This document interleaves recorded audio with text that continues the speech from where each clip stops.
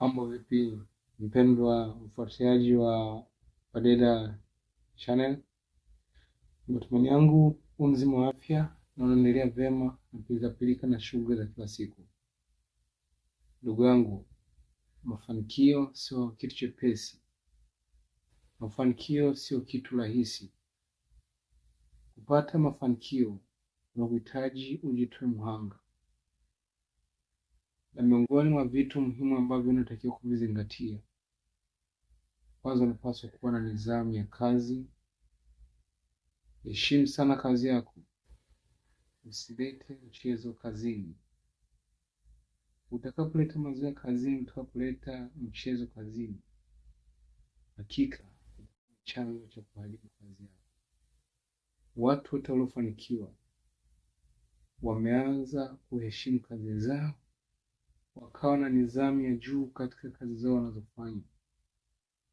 So endapo utaleta mchezo kwenye kazi yako, kazi ambayo ndio itakutoa kwenye level moja kupeleka kwenye level nyingine, utaishia kwenye anguko kubwa na utaishia kwenye maskini. Usilete mazoea kwenye kazi yako, usifanye kazi yako kwa mazoea, lakini pia iheshimu kazi yako na uipende, kwa sababu hiyo ndio itakuwezesha kutoka hatua moja kwenda hatua nyingine. Bila kufanya kazi huwezi kupiga hatua. Hilo ndio jambo muhimu, jambo la msingi unalopaswa kulizingatia kama unataka kutoka hapo ulipo na kwenda mbele zaidi. Lakini kitu kingine, unapaswa kuwa na imani.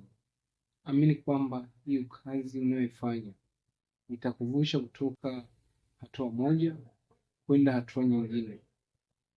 Huwezi kufanikiwa kama una imani potofu kuhusu mafanikio. Mfano, kuna baadhi wanaamini ili ufanikiwe ni lazima labda uwe Freemason, au labda anaamini mafanikio ni maalum kwa ajili ya watu fulani, sio kwa ajili yake. Ukiwa na mitazamo na imani za namna hiyo, huwezi kutoboa, huwezi kupata mafanikio makubwa. Amini kwamba mtu yote yule anaweza kufanikiwa, na hata wewe unaweza kufanikiwa. Kumbuka, hakuna binadamu hata mmoja aliyezaliwa akiwa ni tajiri. Utajiri na mafanikio yanatafutwa na yanapatikana. Salute you.